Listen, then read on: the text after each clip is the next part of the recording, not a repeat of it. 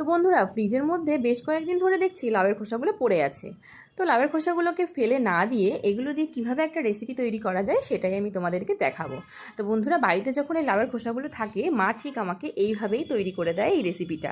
আর এটা দিয়ে কিন্তু এক থালা ভাত খুব আরামসে খাওয়া হয়ে যায়। তো বন্ধুরা, তোমরা রেসিপিটা শিখে নাও, তোমরাও কিন্তু বাড়িতে বানিয়ে খেও। আর দেখো বন্ধুরা, তার জন্য লাউয়ের খোসাটাকে আমি খুব ভালোভাবে কেটে জলের মধ্যে ভিজিয়ে রেখেছি। আর এদিকে একটা পেঁয়াজ নিয়ে সেগুলোকে খুব ভালোভাবে কেটে নিয়েছি, আর কয়েকটা কাঁচা লঙ্কাও কিন্তু কেটে নিয়েছি বন্ধুরা। একটা প্যানের ভেতরে একটু নুন দিয়ে তার মধ্যে লাউয়ের খোসাগুলো সেদ্ধ হতে বসিয়ে দিয়েছি। আর এদিকে কড়াইতে আমি একটু সাদা তেল দিয়ে তার মধ্যে একটা ডিম ভালো করে ভেজে নুন হলুদ দিয়ে তুলে রাখবো। তো যতক্ষণে আমি ওইদিকে সেদ্ধ হচ্ছে ততক্ষণে আমি এদিকে পেঁয়াজ আর কাঁচা লঙ্কা কুচিটাকেও খুব ভালোভাবে নুন হলুদ দিয়ে ভেজে নিচ্ছি। তো বন্ধুরা, ওদিকে আমার পেঁয়াজ আর কাঁচা লঙ্কাটা ভাজা হয়ে গেছে, তার মধ্যে আমি সেদ্ধ করে রাখা লাউয়ের খোসাটাকে কিন্তু দিয়ে নুন হলুদ দিয়ে ভালো করে নাড়াচাড়া করে তার মধ্যে ভেজে রাখা ডিমটা দিয়ে নিলাম। ব্যাস তৈরি আমার রেসিপিটা বন্ধুরা, খেয়ে